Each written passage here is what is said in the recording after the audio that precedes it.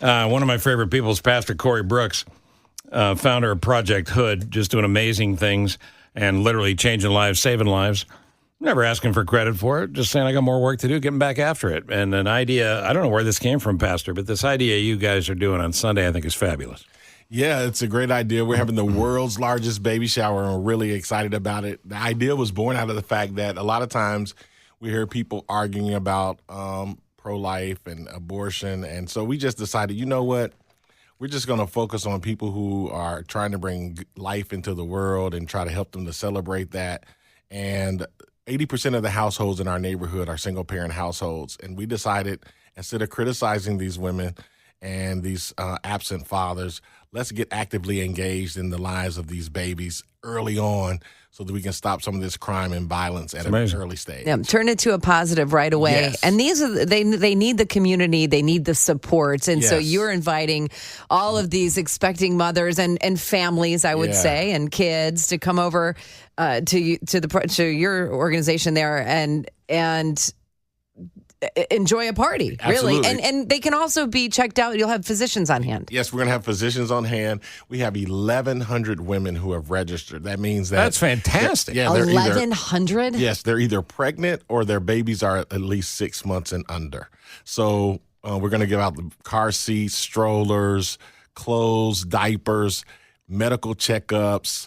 It's going to be amazing. Who do you need to thank? Take some. Go ahead, use me here. Who do you need to thank? Is there anybody you want to thank that stepped up? Oh, well, first I want to thank my team. I have, I get a lot of credit for a lot of the stuff that goes on, but I have a great team. Bet.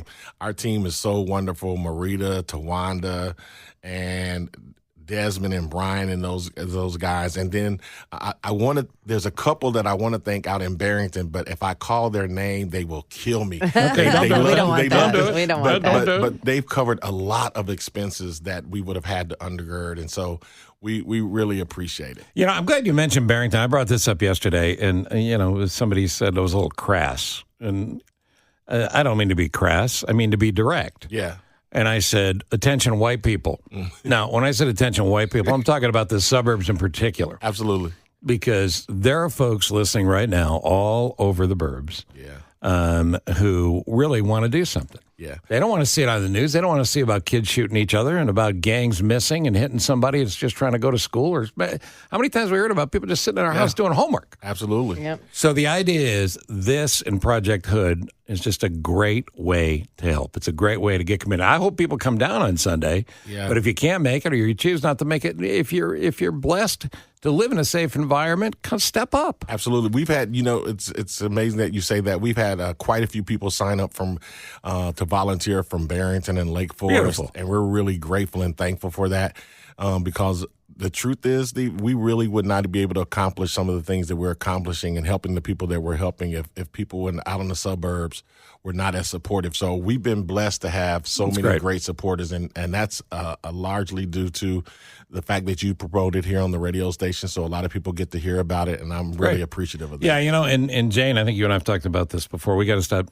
treating it like it's two different worlds. Yeah, absolutely. Yeah, and it's one world, right? Yeah. And anybody can come out on Sunday and enjoy the day. And I said at your properties at New Beginnings Church, right, Yes. which is 6620 South King Drive. Correct. But you told me during the break that you're starting building on the community center next week. Absolutely. So people will get to not only see the world's largest baby shower and all the activities of our back to school celebration, but they'll get to see where the ground has been leveled, and we're getting ready to start this month building our center. So we're really it's an excitement time. It's an exciting time in our neighborhood, and it's going to be a great opportunity for you to see where 90,000 square feet of community center is going to be built to help our community. That's got to be kind of emotional for you. It is. I'm trying to, I'm one of those individuals that I'm always going on to the next thing. I'm thinking in my mind, okay, the next thing. And I'm already thinking about the next thing. I know what the next thing is, but I'm trying to learn to watch. I heard this morning an individual say you have to learn to watch the grass grow. Yeah. Slow down a second. Enjoy that. And enjoy it. And so I'm trying to enjoy the moment. I really am grateful and thankful. And I'm trying to take it all in, but it's hard. I don't celebrate victories enough, but this one I'm going to really try to celebrate. Well, I think what you find out as you get older, and I've got a little bit on you, not much. I got a little bit on you. is you look backwards and go, I had a lot of fun. I wish I knew it at the time. Yeah. Because you're doing what you're talking about doing. You're going, well, this is great. What's next? Yeah, absolutely. My son told me one of the things that really made me start thinking about it on Saturday. He said, Dad, you're doing something that no pastor and church has done in the city of Chicago. And then he said, and when you think about it, you're creating a model for what can happen for violence and poverty in all of these urban cities across America. Nobody is doing what you're doing. And when he said that, I thought about, man, that is true. So I've been tremendously blessed, and for whatever reason, God has given me a great opportunity to help a lot of people, and I'm overwhelmed with a lot of support, and the joy of my heart is celebrating everyone. Well, I know what a good dad you are to your own family. You got to be a dad to the whole community, but how much does it mean when you have your kid tell you that? Yeah, it means a lot. It means a lot, and I can't wait to when you come down on Sunday, Steve. You're going to be like. You're going to be so surprised at all the joy and all the excitement and all that energy. Wait. Yeah, it's going to be amazing. Can't wait. Well, you said a petting zoo, laser tag. Yes, petting zoo, laser tag. Wait, people petting me? Because I'll let them if they want. They leave a donation. Donation, you give that in. Sure, yeah. Pat me on the head, whatever it's called. Yeah, they're going to enjoy talking to you and giving you, all the kids are going to run up and give you hugs. They're going to want to get on the radio. So. I love that. Love that. And this community center we're talking about, this is something that's been, this spark in your brain, this dream that you had that led to sleeping on the roof, that led to all these great businesses stepping up. Yes. And we talked about this last time you were on, but I think it's pretty cool. This bank partnership that you have where you're going to be able to teach kids about money. Absolutely. Our partnership with Wintrust Bank is fantastic. The fact that they're going to be putting a bank in the community center and giving us an opportunity. Matter of fact, they're not even waiting until the center is built. They're already starting a build out of a temporary bank in the lobby of our church. So I'll be able to show you that on Sunday. So we're going to have a bank in the neighborhood, and we're going to be able to teach kids about financial literacy and adults as well. And hopefully we can make some difference in the lives of people and creating wealth. We'll come back and get Nick in here to talk to you as well, more with Pastor Corey Brooks in a second. And we don't want to make this a big thing about politics, but I got something I got to ask you about. Absolutely. And it's about vocabulary and words, and terms, and maybe what the mayor ought to be thinking about, maybe in a different way. Certainly, that's my view. Pastor Corey Brooks is here on Sunday. It's the world's largest baby shower. Just a great idea, helping out a whole bunch of single moms or new moms with little bitty babies who don't have the resources. And we barely touched on all the things that are going to be going on. If you want to come down and be part of this and help, bring the kids. You got a bunch of kid stuff happening, right? Absolutely. We're going to also have our back-to-school celebration. So we have a lot of activities for the kids, petting zoo, laser tag, an outdoor skating rink, the big blow-up things that people jump around. Bounce houses. That you and I won't be getting into. Absolutely. You're an official bounce house. So it's going to be a lot of fun. And the other thing, too, is if people can come, but if you can't make it, you can also donate to the registry, the wish list for these moms. And that's easy. That's right on the website? Yeah, it's right on the website, projecthood.org. Projecthood.org. It has the wish list, and it also has a donation page if you want to just contribute toward the effort. You've thought about everything, and I'm sure come Sunday there'll be a million things that you go, well, we didn't think of that. Do you still get surprised, even with your events team being as good as they are? Yeah, we get surprised every now and then. We're like, oh, we should have did this and we should have that. So there's always some surprises, but we've done so many community things that we pretty much have it down to a science now, we think. So even the types of foods that people like. So it's going to be real good. Matter of fact, while we've been on the radio, I just got a phone call from Oberweis Ice Cream, and I know they're calling me to tell me they're going to have the ice cream there. So I'm really going to have some ice cream waiting on and by the way, that's not the only reason I'm coming. One, as long as he gets to take one home. But for the car ride. Pastor Corey Brooks, a little more background here for folks who know you but don't know you. Tell us about your family. So I'm married. My wife, Delilah, she's to real estate, and she has a master's degree in education. She's no longer teaching, but she's helping me plan for our school that we're going to have for boys. And I have 4 kids.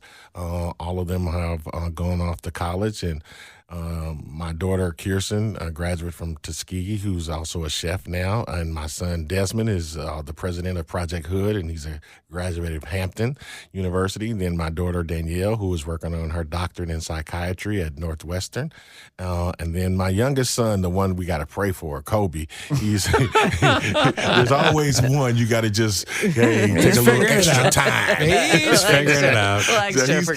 He's a student at Morehouse College. He's a year behind because of COVID, but he's working hard and doing the best he can. Yeah, he's figuring it out as he He'll goes. figure it out. He has to.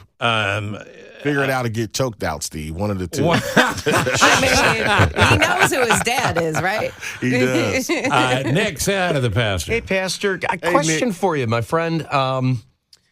Seems like you were fundraising forever here for this. So I want to go back to the community center, $32 or $35 million project, breaking ground on it.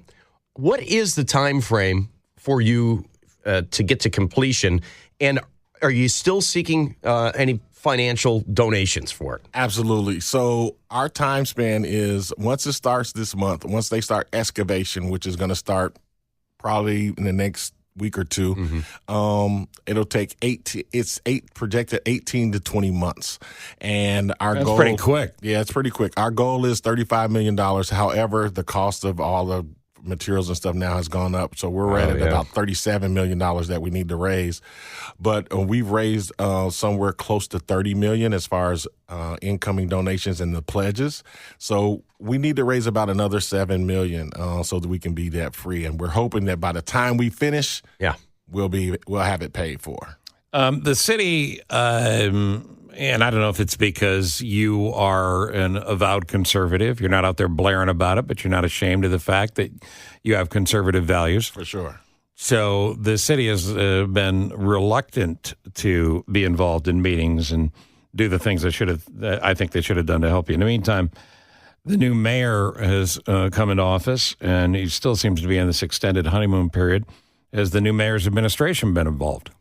Not at all. Well, we've reached out to the mayor's office, and we'll see what happens. But I've learned, Steve, that I'm not waiting on government to come in and save my day, and I'm not waiting on government to come in and do anything for me. Right. But because we are in the city of Chicago and we are helping to make the city better, you would think that government officials would come and at least try to see what we're doing and talk about it and discuss and celebrate it. And celebrate you think it. you'd be the lead guy they're going to go to when they want to open all these recreation centers or even transform some, an empty building into a center. Be like, okay, let's talk to Pastor Corey Brooks. Yeah, you would think that, especially when the violence has gone down in our neighborhood tremendously. We're one of the number one violence prevention teams in the city, and we're in the midst of creating a peace zone where all the gangs in our neighborhood this month are coming together for an event to say, hey, we're not going to do shooting, we're not going to do commit any crimes, we're going to stop. So it's going to be huge. So you'll hear about it by the end of this month. Wow. It'll be all over the news. Hopefully that we're talking about that, but